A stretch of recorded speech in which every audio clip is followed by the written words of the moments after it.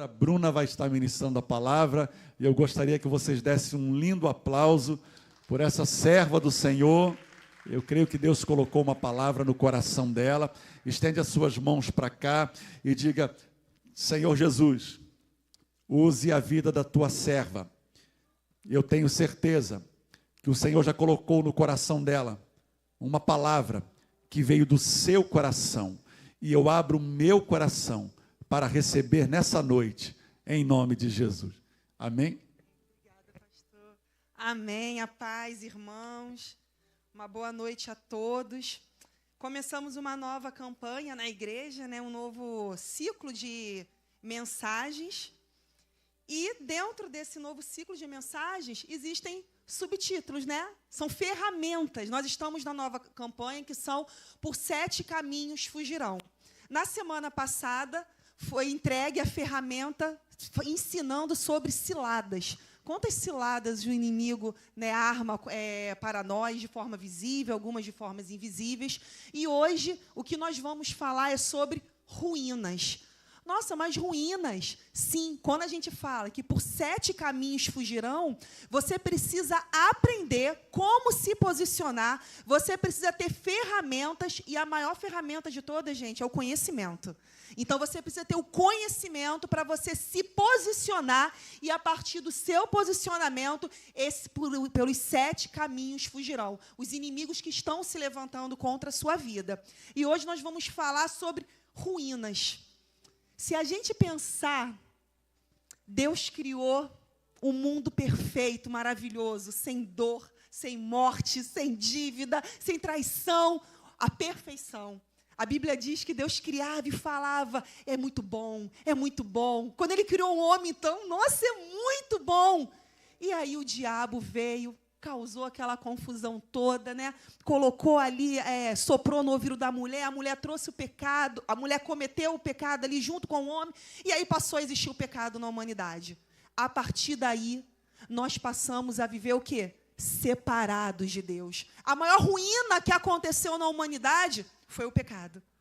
Por mais que existam ruínas nas nossas vidas e que hoje elas vão cair por terra e vamos começar a reerguer em nome de Jesus, a maior ruína que houve foi o pecado. Só que essa ruína que trouxe devastação em toda a humanidade, em todo o universo, até essa ruína Deus já resolveu. Deus mandou o seu único filho, Jesus Cristo, para morrer no nosso lugar. Existiu uma ruína, e olha que interessante, era uma ruína que colocou uma separação. Quando Jesus morreu, a Bíblia diz que o véu que separava o homem de Deus, ele se rasgou. E à medida que esse véu se rasgou, uma outra coisa foi costurada, a nossa relação novamente com o Pai. O véu da separação se rasgou e a intimidade com o Pai foi costurada novamente. Então, Deus que é todo-poderoso, e foi poderoso, e será para sempre todo-poderoso, e trouxe a reconstrução do elo do homem com Deus. É esse mesmo Deus todo-poderoso que está aqui hoje para trabalhar em você e que para toda ruína que possa estar existindo na sua vida, venha deixar de existir. E você, assim como Neemias, que nós vamos ver um pouco hoje, você venha reconstruir a sua vida. O nosso primeiro texto está em Neemias 2:17.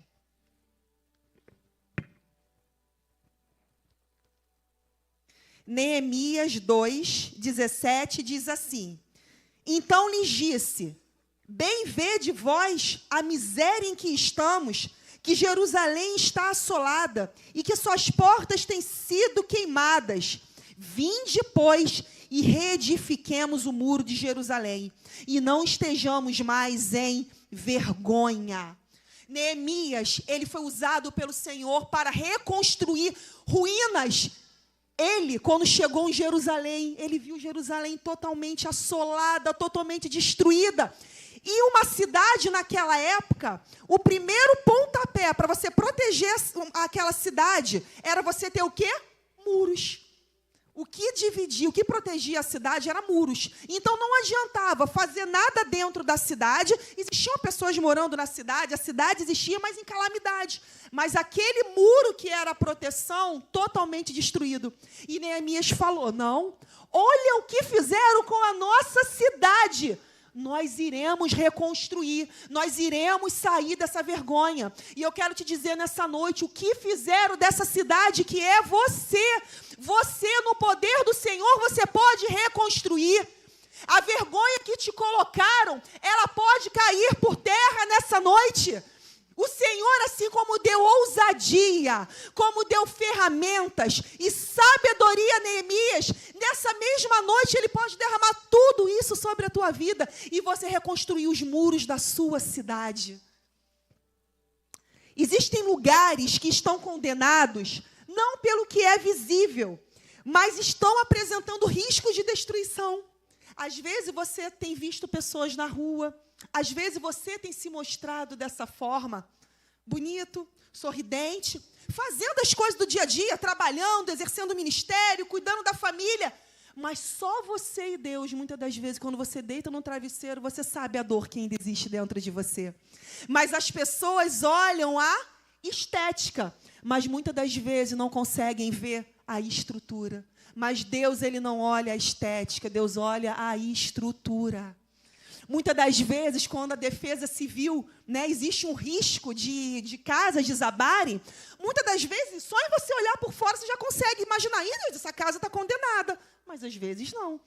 Às vezes são casas lindas, bem erguidas, uma pintura maravilhosa, mas a estrutura não está firme. E aí, quando a defesa civil vai olhar, não, essa casa tem que ser interditada. Está faltando uma coluna em tal ponto, está faltando uma cinta não sei aonde.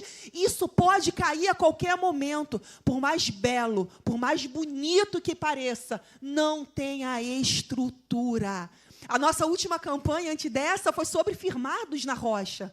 O Senhor quer que nós venhamos estar com as nossas estruturas bem fincadas. E às vezes você olha assim para alguém e você não consegue entender, ou às vezes você não tem colocado para fora, mas pode existir emoções destruídas, pecados ocultos, dores não curadas, sonhos quebrados, famílias em ruínas. Assim como uma casa, ela não pode ser avaliada apenas pela estética. Nós também não podemos ser avaliados apenas pelo que nós mostramos, apenas por aquilo que nós queremos transparecer. Queremos sempre transparecer força, quando muitas das vezes nós estamos tão fracos, quando muitas das vezes tudo que nós estamos é, Senhor, estou me sentindo tão em pedacinho, queria que o Senhor me desse um abraço. Sabe aquele abraço que você junta todos os caquinhos? É esse abraço que eu preciso do Senhor. E é esse abraço que Ele também vai te dar nessa noite. Eu não sei, eu tenho as minhas dores. Você, de repente, está aqui com as suas dores, mas saiba que a minha dor e que a sua dor, o Senhor acolhe. Nenhuma das nossas dores, elas passam desapercebidas pelo Senhor. E o primeiro passo para você reconstruir essas ruínas, tirar dos escombros e voltar a ter um muro bonito, você precisa reconhecer que as ruínas são reais. Enquanto a gente não reconhece que existem ruínas em alguma área da nossa vida, seja no casamento, seja na vida espiritual, seja na vida profissional, numa amizade, sejam nos seus sonhos.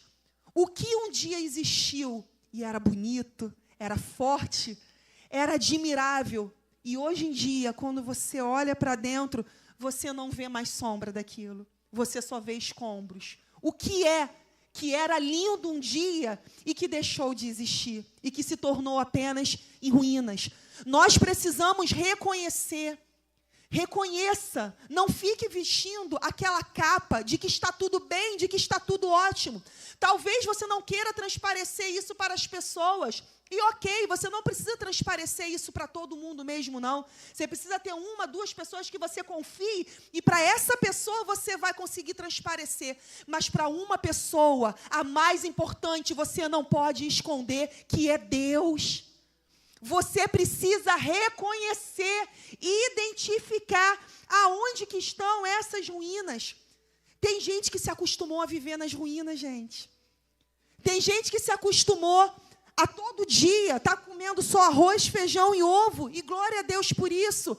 Não, glória a Deus porque eu tenho arroz e feijão e ovo, mas eu vou pedir ao Senhor sabedoria e estratégia para que eu venha conseguir algo mais. Eu vou pedir a Deus estratégia, a bênção do Senhor para que eu possa alcançar, para que eu não venha ter apenas para o sustento da minha casa, mas para que eu venha ter também para abençoar a vida de outros. Nós precisamos reconhecer, nós não podemos nos acostumar a viver nas ruínas. Jesus, ele veio não com a missão de condenar, ele veio com a missão de restaurar. Jesus, quando ele veio na terra, ele mesmo fala, eu não vim para aqueles que estão curados, eu não vim para os sãos, eu vim para os doentes, eu vim para os pecadores. Quem eram os doentes? Éramos nós. Ele não está falando ali de doença física, ele está falando da doença espiritual, a doença da alma, a pior doença que existe, que é aquela que afasta Deus, do homem de Deus, porque a doença física, ela pode, com a permissão de Deus, tirar a nossa vida aqui na terra, mas ela não rouba a plenitude da promessa, que é o que nós vamos viver quando estivermos com Ele. Então, a maior doença de todos, que era o que afastava, o pecado, o Senhor veio vencer. Então, o Senhor, Ele não veio com a missão de condenar, mas Ele veio com a missão de restaurar. O segundo passo, depois de você reconhecer que as ruínas são reais, você precisa reconhecer a situação, o que está causando isso. Neemias, quando chegou, ele fez uma análise. As portas estão caídas, os muros estão derrubados, precisamos construir o muro, precisamos colocar as portas.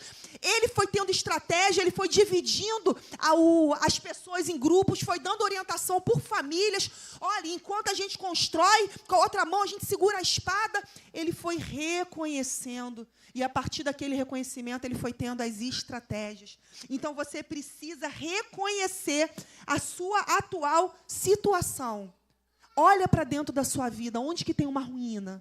Aonde que está? Às vezes a ruína não é física, às vezes a ruína é emocional. Às vezes ela é física, é algo financeiro, às vezes é algo material, às vezes é uma casa.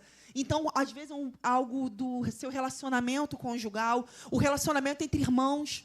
Como é triste a gente ver irmãos, irmãos de sangue mesmo que eu falo, que não se falam, que tiveram uma briga há algum tempo atrás e nunca mais se reconciliaram. Que triste isso. Então, talvez essa seja uma dor que você ainda carrega dentro de você. Reconheça qual é a sua ruína. O segundo passo, Neemias, ele se importou com a situação. Você precisa se importar. Você não pode se acostumar.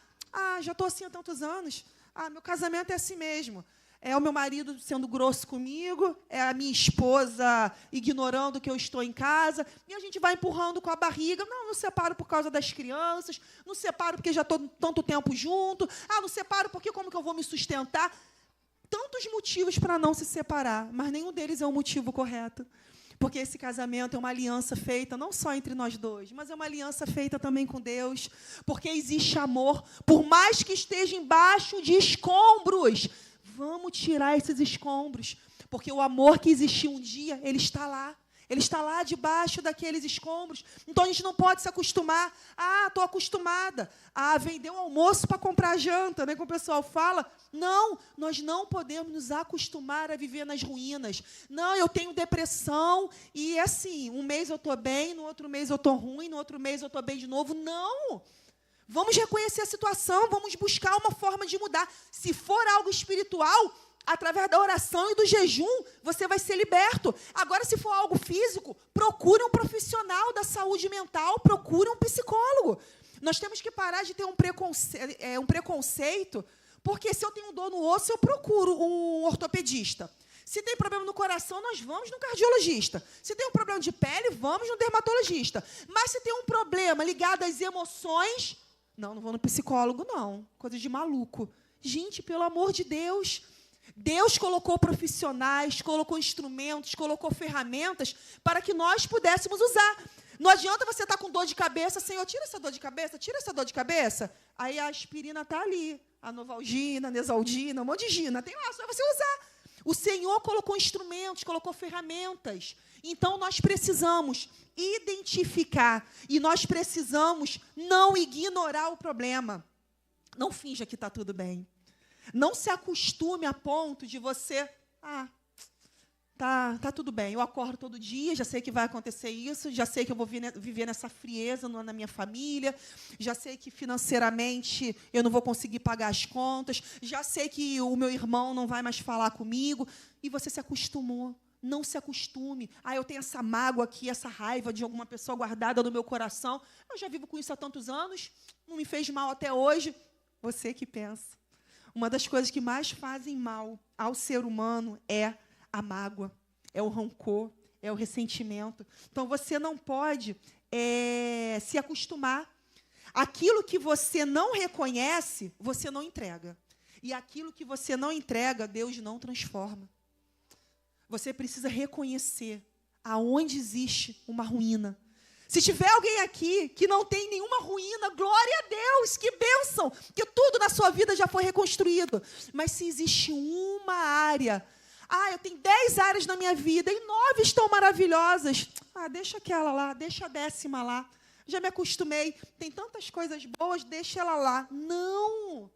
Entrega ela para Deus. Reconhece, olha para ela, identifica e entrega para Deus. Somente o que você entrega para Deus, você está pedindo a ajuda do Senhor para você restaurar.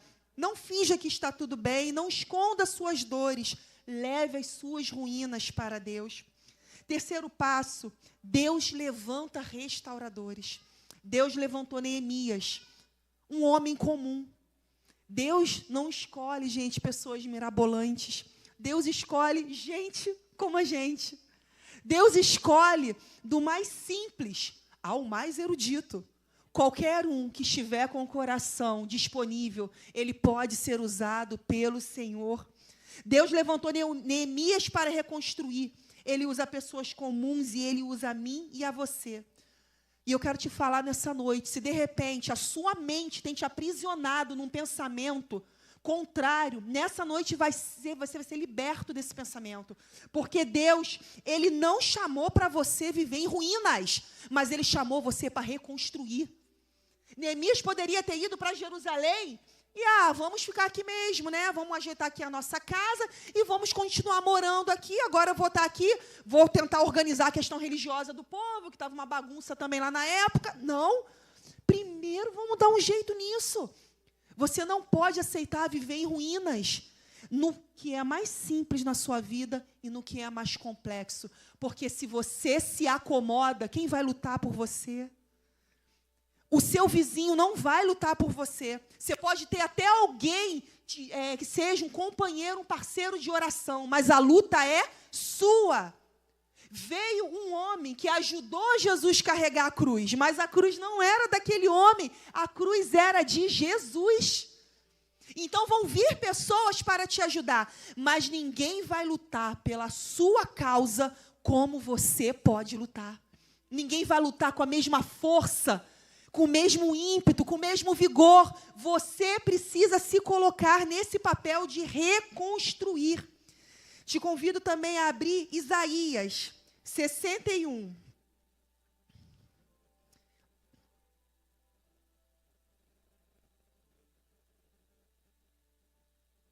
Isaías 61, do 1 ao 4, diz assim: O Espírito do Senhor Jeová está sobre mim, porque o Senhor me ungiu para pregar boas novas aos mansos.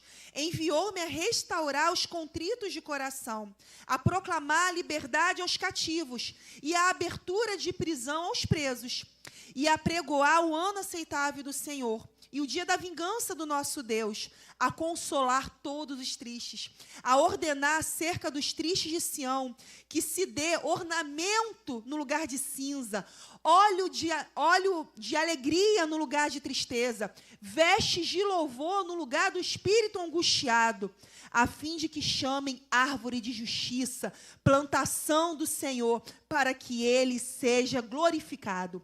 E edificarão os lugares antigos assolados, e restaurarão os ondejantes destruídos. Renovarão as cidades assoladas destruídas, de geração em geração. Esse texto que o profeta Isaías, ele escreve, ele não está falando dele, tá? Isso é uma profecia. Ele está falando do ministério de Jesus. Ele se refere a Jesus. Jesus é esse que está falando, que o Espírito está sobre mim, porque me ungiu para pregar as boas novas. Ele está falando dele. Tanto é que lá em Lucas, no capítulo 4, no versículo 18, Jesus, quando ele está na sinagoga, ele pega esse texto de Isaías e ele começa a ler. Para todos aqueles que estavam na sinagoga, ele lê esse texto. E ao final, Jesus fala assim: ouviram o que foi lido? Ouviu isso? Tudo isso aqui? Tudo isso que foi profetizado? Vocês hoje veem isso se cumprir. Então, Jesus está falando, tudo aquilo que foi profetizado está se cumprindo em mim. Então, Jesus é esse. Só que o apóstolo, olha, porque é o mesmo nome, o profeta Joel, ele fala lá, um dos textos mais lindos também, que nos últimos dias Deus derramaria do Espírito dele sobre toda carne. Últimos dias. Pastora, quando que vai ser os últimos dias? Às vezes, vocês devem estar ouvindo. Nós estamos vivendo os últimos dias. Sim, mas vou te dar um detalhezinho. Nós estamos vivendo os últimos dias desde quando Jesus estava na Terra. Teologicamente, os últimos dias, eles começam desde quando Jesus estava aqui na Terra. E aí, lá em Atos 2, quando começa a igreja, o que acontece? A descida do Espírito Santo. A partir do momento, aquele momento se cumpre a profecia de Joel, aonde derramaria sobre toda a carne o Espírito Santo.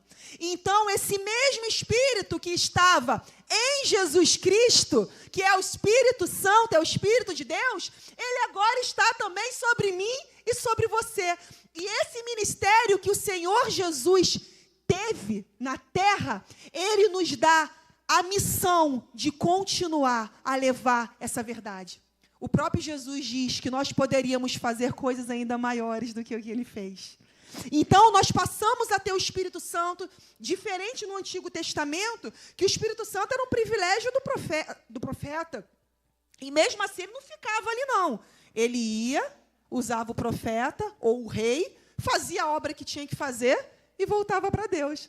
Quando se cumpre essa profecia, que o Espírito seria derramado, o Espírito agora passa a ser morada em você e em mim. Você agora passa a ser habitação, templo, casa. Não tem aquele dia que você está xoxo, capengo, manco, está sentindo nada. Mesmo nesse dia, o Espírito Santo ele está dentro de você. Mesmo nesse dia, ele não te abandona. Mesmo quando você está ali de cara com as suas ruínas e você está chorando, porque você só está conseguindo enxergar aquelas ruínas, o Espírito Santo está dentro de você.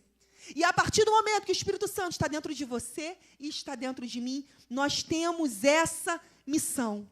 Todos nós fomos chamados para experimentar e proclamar as boas novas do Evangelho. Pregar sobre a salvação, pregar que Jesus veio para quebrar todas as algemas, para quebrar todas as amarras. Só que muitas das vezes nós estamos pregando para o outro e estamos esquecendo de pregar para nós mesmos. Às vezes você precisa se colocar na frente do espelho e pregar para você mesmo. Essas boas novas de libertação, essas boas novas de que o Senhor Jesus, que consertou todas aquelas ruínas da humanidade, é o mesmo Senhor Jesus que tem poder para mudar e te tirar de toda a ruína que possa haver na sua vida. O coração, o primeiro ponto que ele fala, que veio para curar os quebrantados de coração. Existem feridas dentro de nós, feridas através de tantas questões que você pode ter passado na sua vida e que tem te aprisionado. Só que o poder do Evangelho, ele pode te transformar, ele pode tirar essa dor que tem te consumido. Só que o poder do Evangelho, gente, ele é um poder apenas se você crê. Se você não crê no que você lê, se você não crê no que você ouve, isso é apenas um livro. É apenas um livro, como um livro de filosofia, como um livro, de repente, de biografias. Tem ateus que são teólogos. Assim, conhecem a Bíblia de trás para frente. Mas nem por isso eles conseguiram experimentar do poder do Evangelho. Porque o Evangelho ele só se torna vivo na sua vida a partir do momento que você crer. Então, para curar quebrantados, nós precisamos pedir ao Senhor, através do poder do Evangelho, crendo e recebendo e compartilhando, para que o seu coração e o coração de outros, que você vai levar essas boas novas, você não nasceu para ficar aprisionado, você não nasceu para ficar com esse coração dessa forma, entristecido, endurecido. Ele também diz que ele veio, e a partir dele nós também somos convidados a isso, libertar os cativos. Existem cativeiros espirituais que têm nos aprisionado nas dores, no passado, nas perdas, no ressentimento. E, uma vez um pastor me contou que ele estava acompanhando uma senhora, né? E essa senhora estava com câncer, ela estava no leito já de morte. E o pastor sabia que ela tinha um ressentimento muito grande para uma pessoa. Chegava a ser até um ódio que ela tinha. E sabia, né, que ela já estava partindo. E o pastor falando, perdoa, libera o perdão. Ela falou, eu posso morrer e ir para o inferno, mas eu não perdoo aquela desgraçada. Olha o nível de aprisionamento que essa pessoa estava, chegando a ser algo demoníaco. Provavelmente aquele câncer pode até ter sido manifesto no corpo dela por causa de todo esse ódio, de todo esse rancor. Já foi mostrado que as questões emocionais elas vão interferir no nosso corpo. E em relação ao câncer, tem ligações muito, muito profundas. Mas a pessoa fica tão cega na sua dor, que é aquele ditado, quando você não perdoa alguém, quando você guarda o ressentimento, você estar bebendo copo de veneno, esperando que o outro morra. Isso nunca vai acontecer. A outra pessoa está vivendo a vida dela. E essa pessoa que fez tanto mal para ela, se um dia se arrepender e se encontrar com Cristo, essa pessoa vai ter a salvação. Essa pessoa tem o perdão do Senhor e essa pessoa tem a salvação. Porque a salvação não é por mérito nosso, é pelo mérito do Senhor, pelo mérito do que Ele fez na cruz por nós. Aí olha o nível de aprisionamento, de cativeiro que essa pessoa estava vivendo. Né?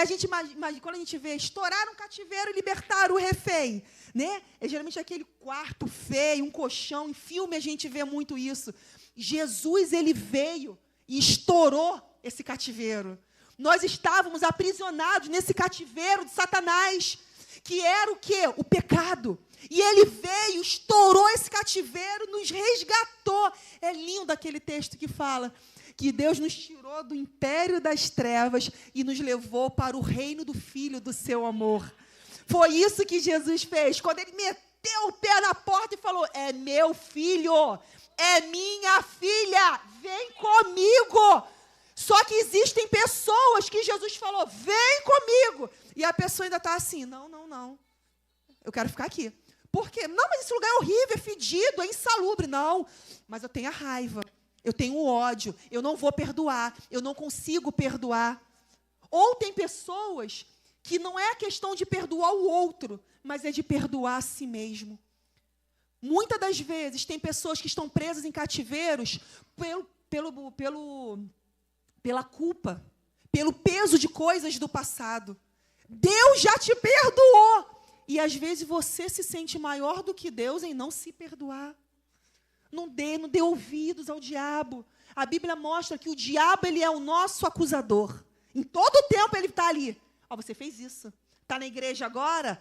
Tão hipócrita. Olha o que você fez no passado. É isso. O teu coração ainda tem isso. Você pensa que eu não vejo o que você faz? Aí ele vai lá só para um pensamentozinho na sua mente. Aí, tá vendo o que você ainda pensa? Tá vendo como você é? Então, todo o tempo ele está ali, tentando jogar no seu rosto uma culpa que não existe mais. É quase uma ilusão de ótica. Essa culpa não existe mais. Ao mesmo tempo que o diabo, ele é o nosso acusador, Jesus, ele é o nosso advogado. Você tem noção que um advogado que nunca perde uma batalha? nunca perdeu uma causa e nunca vai perder. Você tem noção que esse advogado é tão poderoso que ele conseguiu algo para a gente que ninguém poderia consumir? Naquele grande dia, quando tiver o grande julgamento do trono branco, nós que estamos em Cristo, nós não passamos pelo julgamento para saber se vamos ser condenados ou se vamos ser salvos, porque nós já somos mais do que vencedores, nós já sabemos que temos a salvação. Nós passamos pelo trono branco para receber o galardão. O galardão é o quê? É um prêmio, que a Bíblia não diz o que é, mas deve ser algo muito bom, né? Que imagina, um prêmio do Senhor mediante as obras.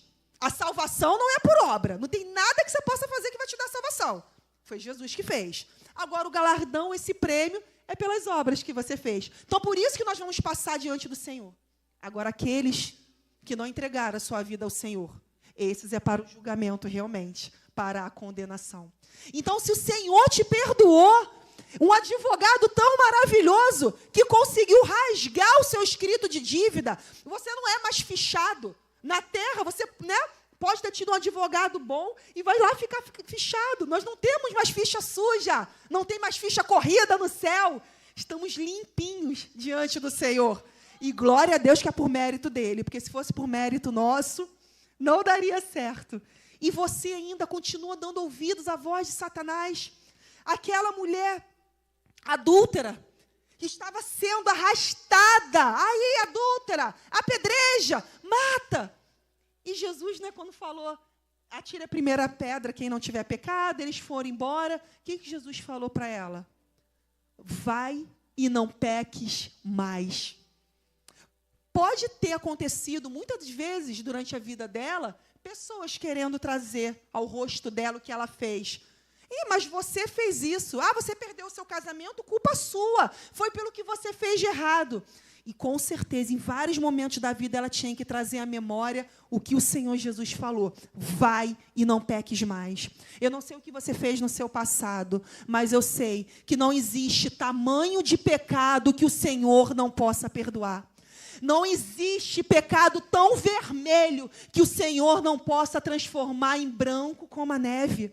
Não existe vestes tão feias, tão rasgadas, que o Senhor não possa trocar e dar vestes novas.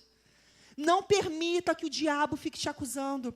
Eu tinha uma conhecida que ela, antes de conhecer Jesus, ela tinha feito aborto. E depois que ela encontrou Jesus, ela foi para o encontro e ela foi muito ministrada nessa questão. E mesmo assim, ela não conseguia se perdoar. E isso mantinha ela presa num cativeiro, que ela estava vivendo a vida muito bem.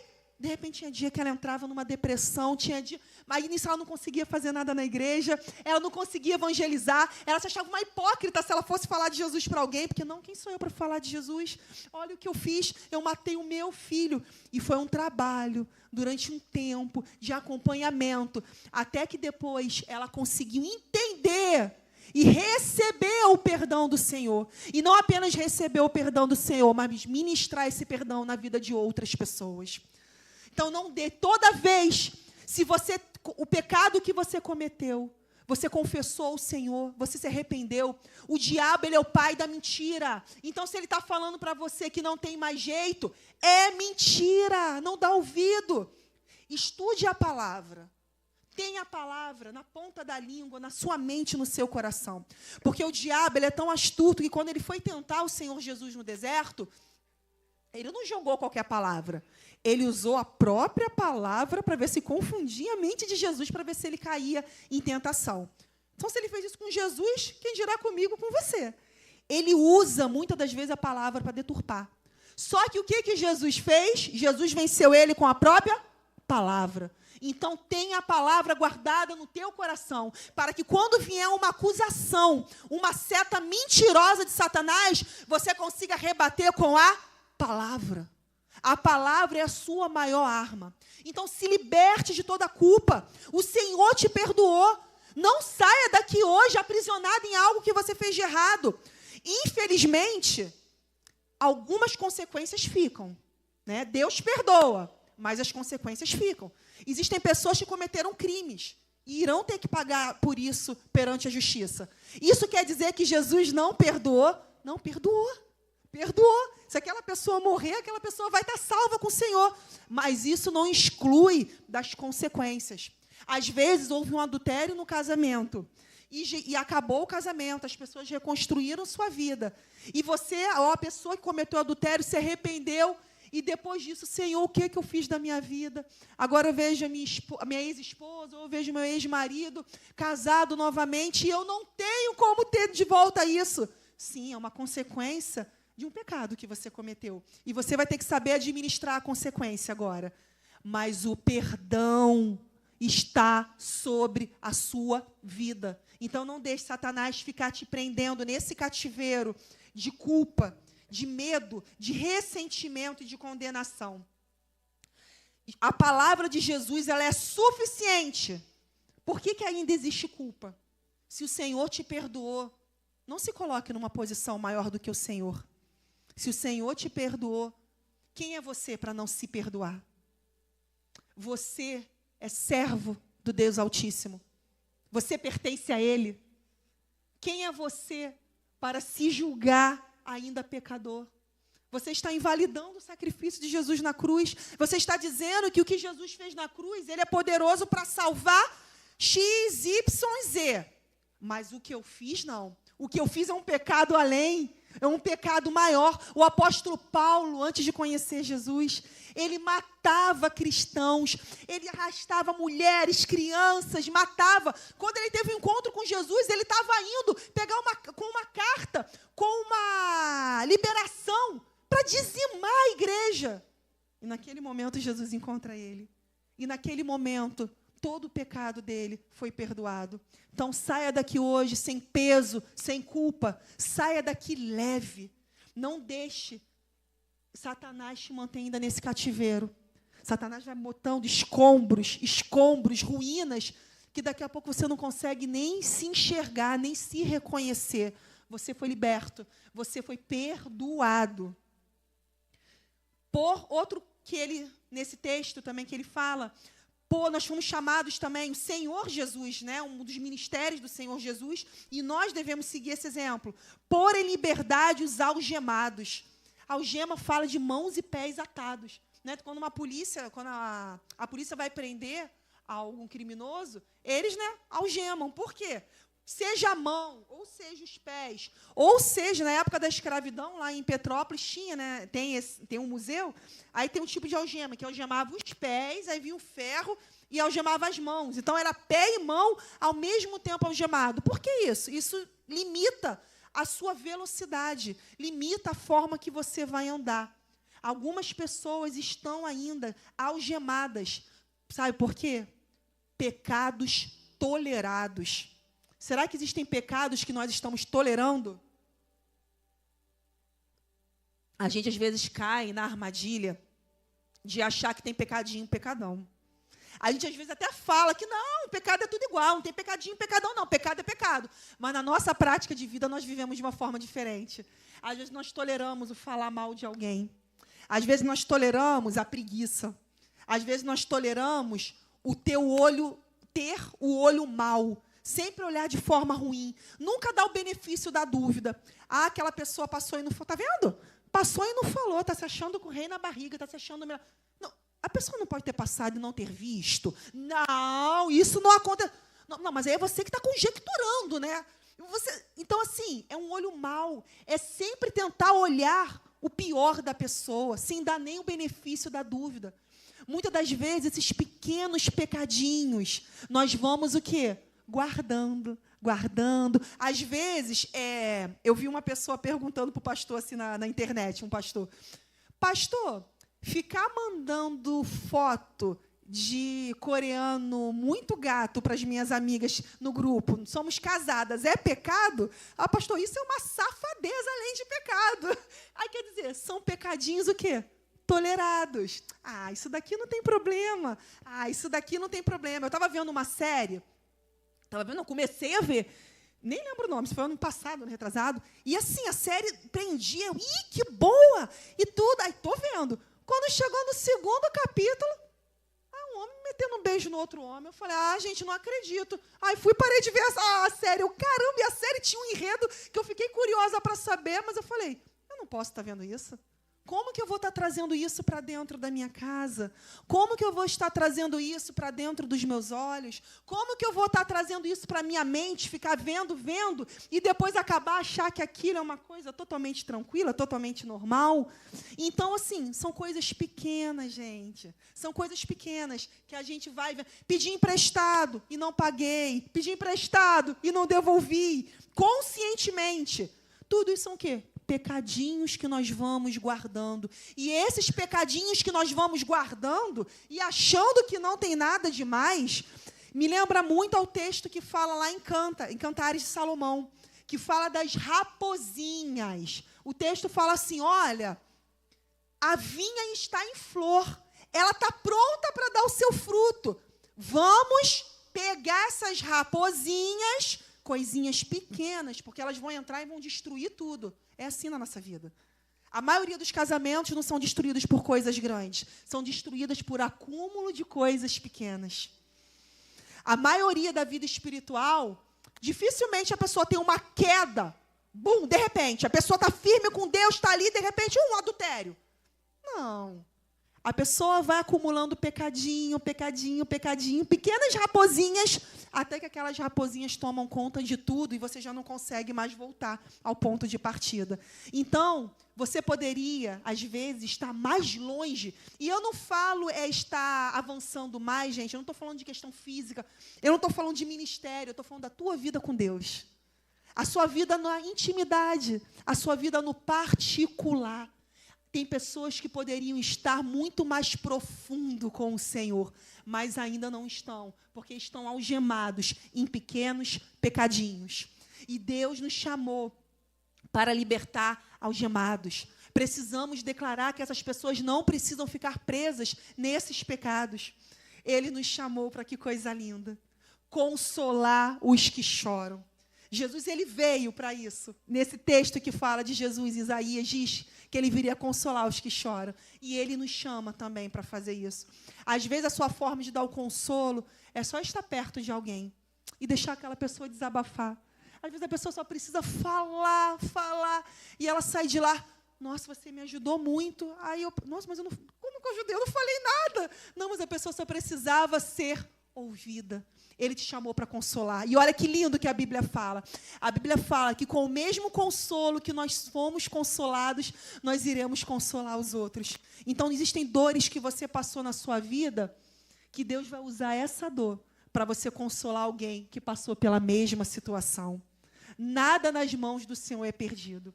Até o que te entristeceu, até o que te machucou, o Senhor, ele usa para consolar. Só que o consolo, gente, ele não anula os episódios passados. Não é porque eu estou consolada que vai anular, de repente, a traição, que vai anular a rejeição que eu sofri. Não. Ela vai continuar existindo. Até porque nós não vamos esquecer. Tem pessoa que acha que é isso, né? Não, eu estou consolada, eu consegui perdoar alguém, é porque eu tenho que esquecer. Gente, esquecimento ou é amnésia, ou a pessoa está no início de Alzheimer. Esquecimento é doença. Deus não vai colocar doença. O que Deus vai fazer é te dar capacidade de lembrar sem sentir dor. É te dar capacidade de lembrar sem entrar em desespero.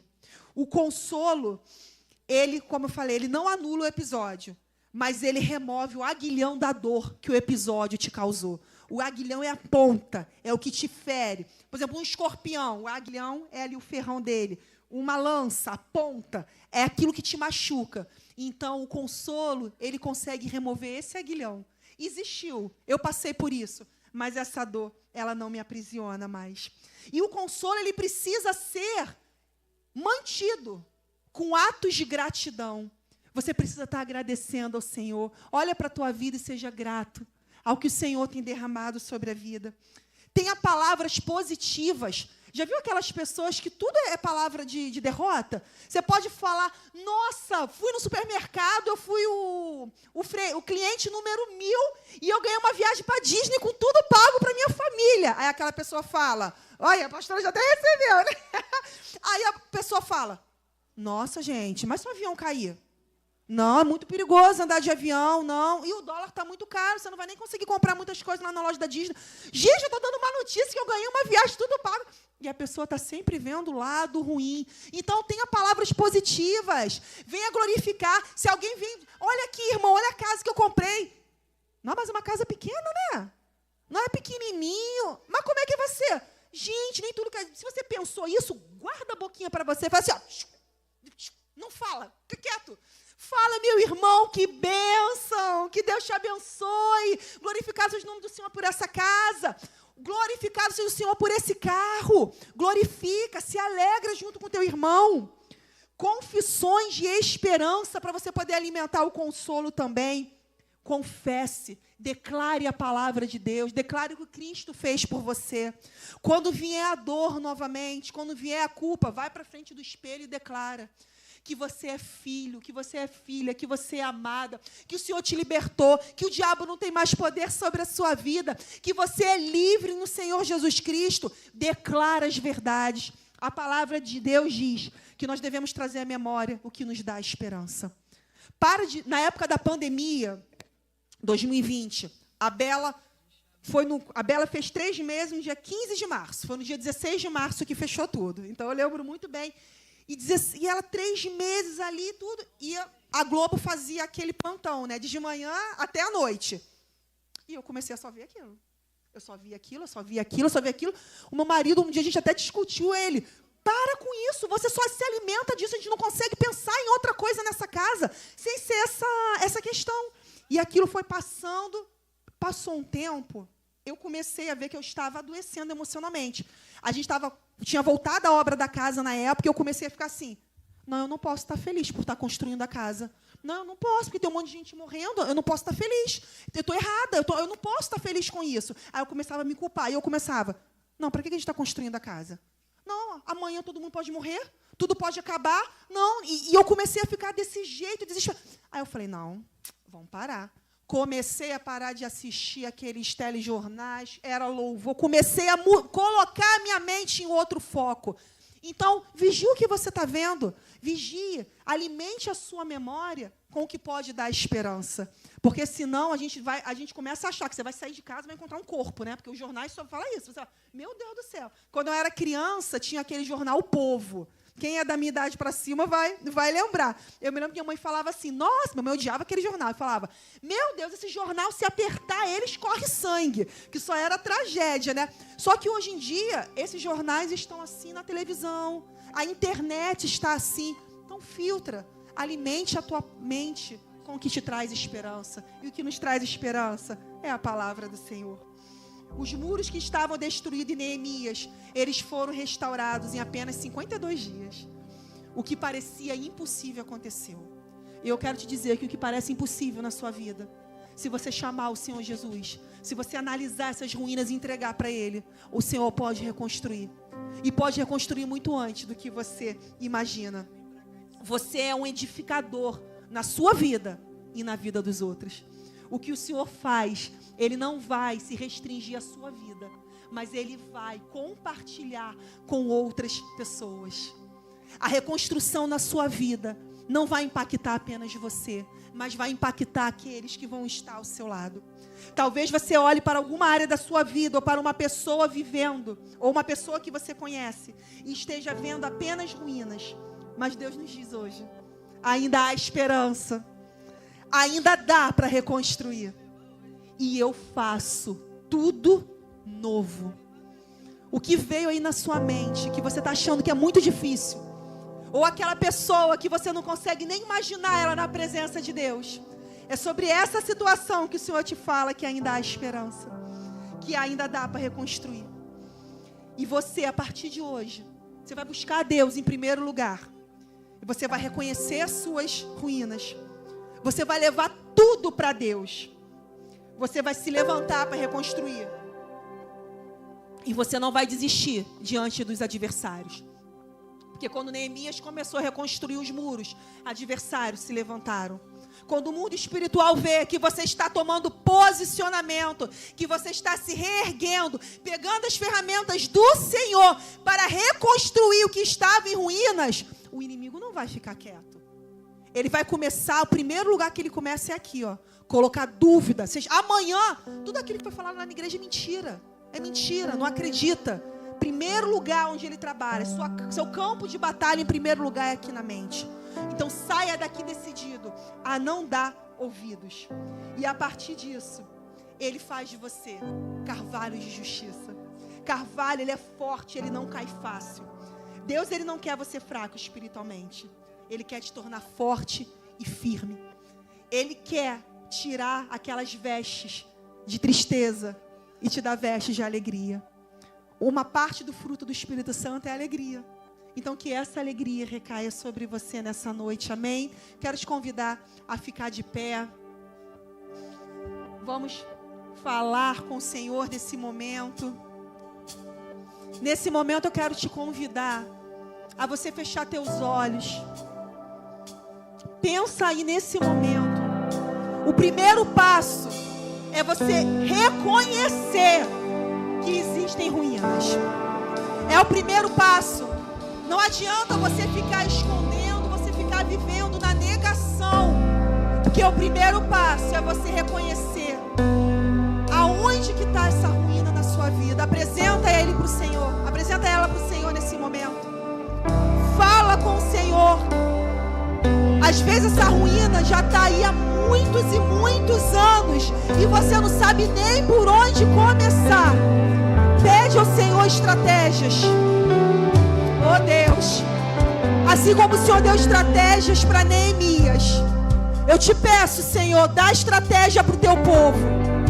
Dá a estratégia correta para que eles possam reconstruir tudo que foi derrubado, tudo que está debaixo de escombros.